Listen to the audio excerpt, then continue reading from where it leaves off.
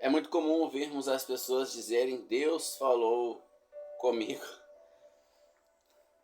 Nós temos empresas, empresários, nós temos lideranças religiosas e todos trazendo para si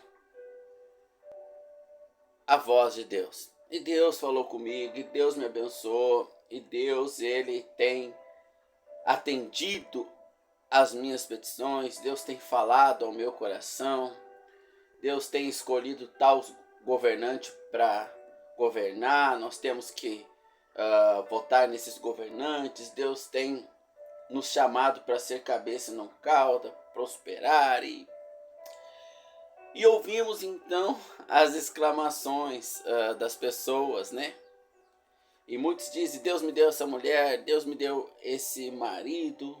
E passa-se um tempo, o presidente não ganhou as eleições que Deus escolheu, a mulher foi embora, a empresa faliu e Deus pareceu um Deus de confusão. Mas nós temos em nosso meio, quando eu digo em nosso meio, é o corpo cristão, é todos aqueles que se professam cristão, não necessariamente que sejam, mas nós temos um testemunho da casa cristã no mundo hoje. Então todos aqueles que confessam serem cristãos, eles estão no nosso meio, ou nós no meio deles de alguma forma, né? Eles são vistos pela sociedade como tal se denominam, cristão. Mas há alguns sinceros dentre estes que têm clamado a Deus e pedido a Deus ajuda. Deus, eu preciso ouvir tua voz para tomar essa decisão. Não pelo resultado final que eu desejo, de que é a melhora econômica na minha vida, de que é a melhora na aquisição de um carro, meu nome, a esposa que eu quero, o marido que eu quero, uma saúde que eu desejo. Bom, então fica como que complicado, porque não é dessa forma que Deus vai atuar. O objetivo final de ouvirmos a voz de Deus não é este. Mas nós temos, como eu acabara de falar, irmãos sinceros que oram da seguinte maneira: Pai, que eu ouça a tua voz para fazer a tua vontade. Esse é o objetivo de Deus, que façamos a sua vontade nos princípios mais básicos da natureza humana, nos princípios elementares da natureza humana, que é a alimentação. Os discípulos chegaram ao Senhor Jesus e disseram: nós trouxemos pães para você comer, coma. Ele disse: a minha comida é fazer a vontade do meu Pai. Existe no nosso meio chamados para fora, aqueles a quem o Senhor tem chamado para ouvirem a sua voz na pessoa do seu Filho, no selo do Espírito Santo, e obedecerem.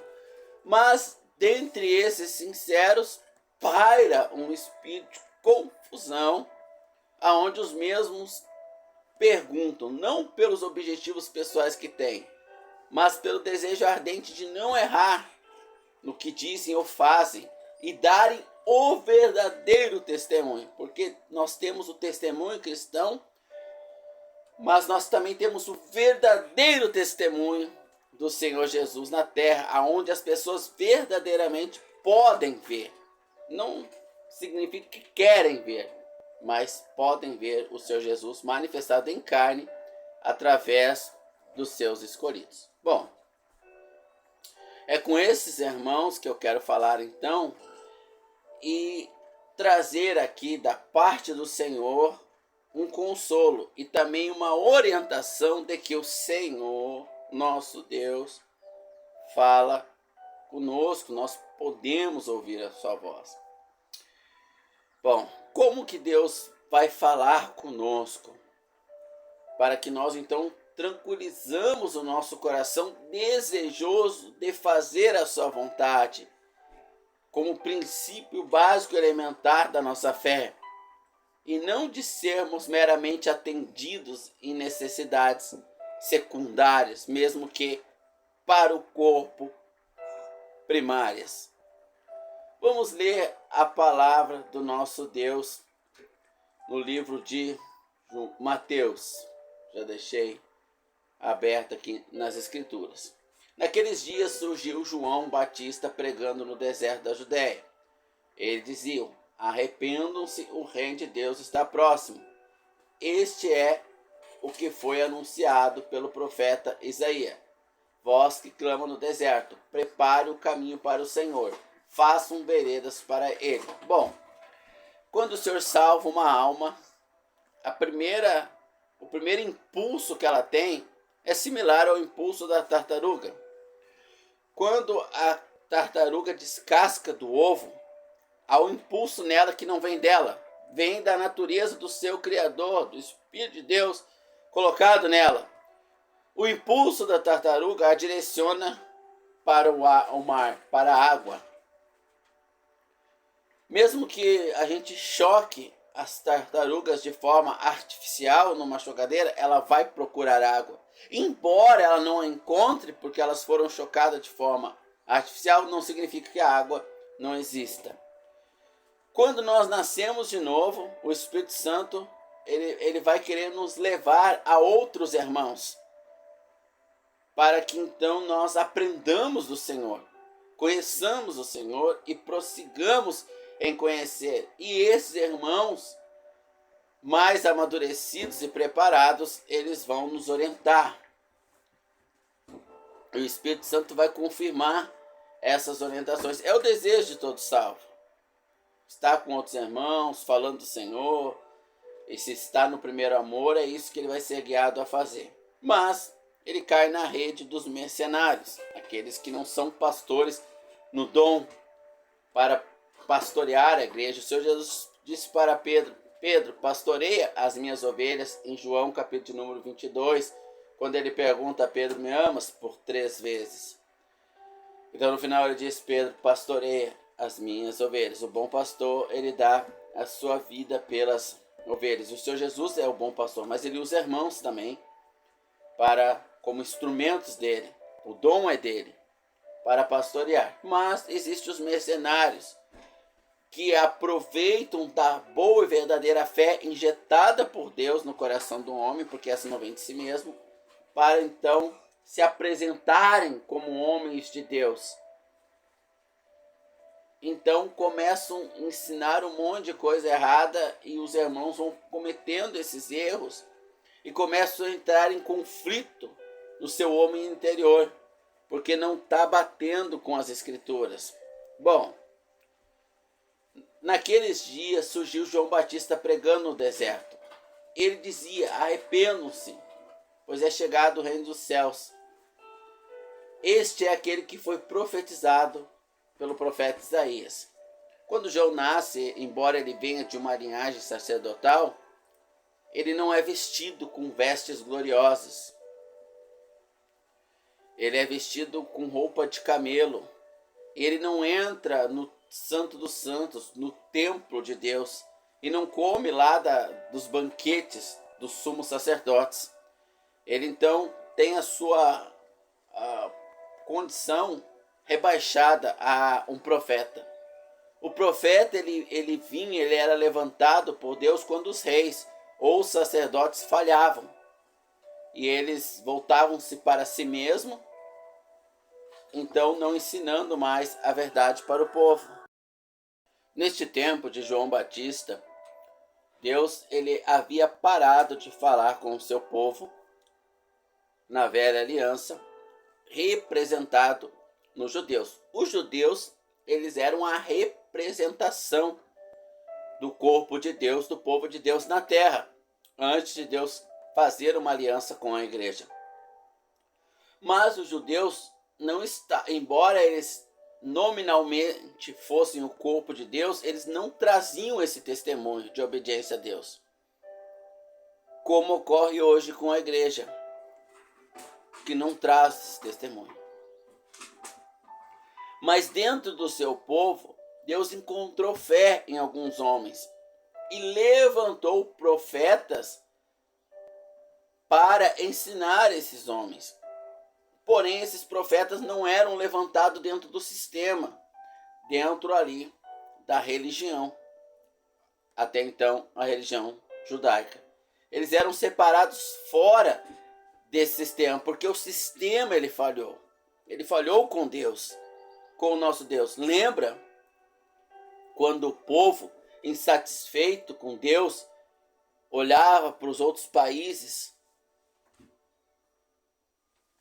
como eles viviam, e começaram a dizer para Deus: Deus, nós queremos um rei igual os outros países têm. Então Deus permitiu o que o povo quis, não era a vontade de Deus. E Deus deu ao rei um rei segundo os maus desejos do coração do povo. O povo teve o que ele quis. E Deus lhe deu este rei.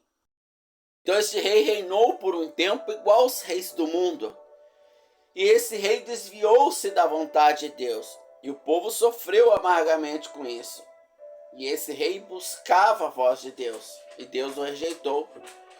Então foi levantado um profeta, o profeta Samuel. E Samuel orava por esse rei. E Deus disse para Samuel: por que tu oras por quem eu já rejeitei? Então, aqueles que nasceram de Deus recentemente, eles tendem a orar pelo sistema qual estão. E muitas das vezes querem mudar o sistema a qual se está inserido, aonde se nasceu. Porque é um sentimento pelo sistema que se nasceu. A ninguém mais conheceis segundo a carne, diz o nosso Senhor Jesus. O sistema ele é imutável. Ele não pode ser mudado. Uma vez nele enxertado o vírus da corrupção, ali ele ficará até a sua destruição total. Caiu a prostituta, caiu a grande Babilônia, diz o Senhor Deus em Apocalipse, que enganava as nações com o seu vinho. Bom, 400 anos do último profeta menor, Malaquias, Deus não falou mais na sua casa. Deus não falou mais através dos seus sacerdotes. Haviam 2 sacerdotes no tempo de João, mas era para ser um sacerdote. Isso indica a corrupção atual do sistema judaico daquela época. Mas Deus ele não deixa de falar com aqueles que são sinceros. Ele procura verdadeiros adoradores que o adorem em espírito e verdade. Então ele lança uma voz novamente sobre a terra. Porém, essa voz ela não vai pregar com as roupas de linho fino sacerdotal.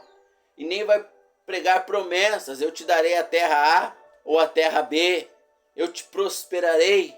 Não pregará nada disso, que é as pregações que nós temos nos tempos atuais. Por isso não se ouve a voz de Deus. Eu quero voltar ao texto. As roupas de João eram feitas de pelos de camelo. Ele usava um cinto de couro. O seu alimento era gafanhoto e mel. Então, João, para ouvir a voz de Deus, ele teve que ser levado para o deserto e viver fora do sistema. O Senhor ele vai falar em Hebreus capítulo 13. Saiamos, pois, a ele, fora do arraial, levando fora a sua vergonha. Na verdade, não temos aqui cidade permanente. Busquemos a cidade que há de vir. Então é muito difícil o Senhor falar com um dos seus santos dentro do arraial, dentro das promessas de riquezas, de bens materiais, de um casamento que se deseja, a esposa que se quer, o marido que se quer, aonde a carne vai alcançar os seus confortos e as promessas que lhes são feitas, como o próprio Senhor Jesus. Ele ouvia Deus no deserto, ele se apartava das pessoas, subia ao monte, ia para o deserto e ali ficava em oração e jejum, e ali ele ouvia a voz de Deus. Ele teve que se despir das roupas sacerdotais, ele teve que se despir da sua glória, ao ponto dele orar em João 17: Pai, devolva a mim a glória que o Senhor me deste quando eu estava, que eu tinha quando eu estava aí contigo. E diz no mesmo livro de Hebreus que o Senhor Jesus aprendeu a obediência pelas coisas que sofreu. É pelo sofrimento e é no deserto que o Senhor fala conosco, é ali que Ele nos ensina. É mais produtivo agradecer e dar glória e se alegrar com o sofrimento do que buscar no sistema a solução para esse sofrimento. Do que ouvir a voz dos sacerdotes atuais e as suas promessas. Hebreus capítulo 5, do 8 ao 9 diz: embora sendo filho, ele aprendeu a obediência pelas coisas que sofreu, e tendo sido aperfeiçoado, tornou-se autor da salvação eterna para todos os que nele confiam. O Senhor Jesus aprendeu a obedecer pelas coisas que ele sofreu.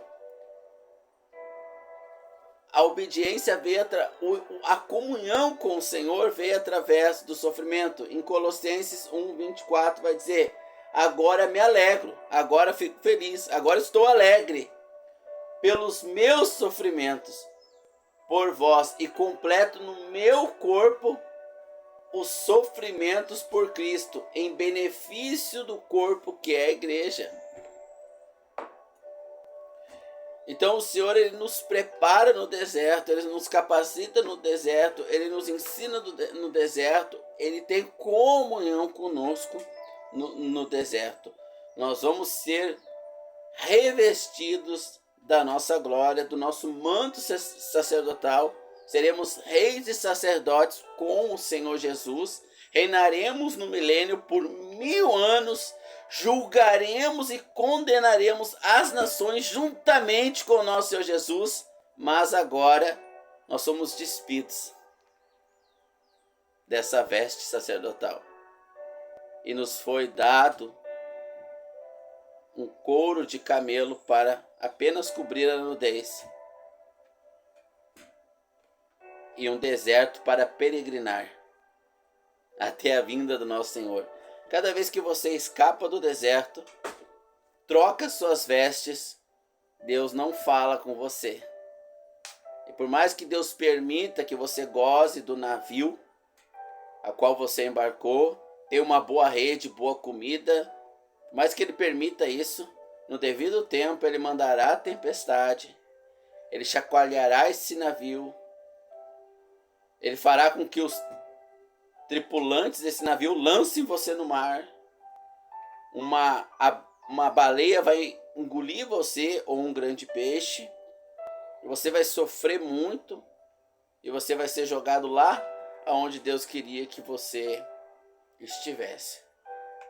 O deserto é para a igreja. Saiamos a ele fora do arraial.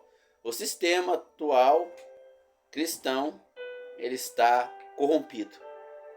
E é muito difícil um crente crescer no Senhor com as vestes sacerdotais, simbolicamente falando, que Ele nos oferece, que o sistema nos oferece. Seria necessário sairmos para fora, abrir mão do nosso direito sacerdotal, porque João ele vinha de uma família sacerdotal, ele era por direito ser sacerdote, para andarmos como profeta anunciando o pecado. E como diz João, naqueles dias surgiu João Batista pregando no deserto da Judéia. Ele dizia: arrependam-se, pois o reino dos céus está próximo. Cabe a nós anunciarmos o arrependimento, começando por nós mesmos. Mas isso o deserto nos ensinará. Que Deus abençoe a todos nós.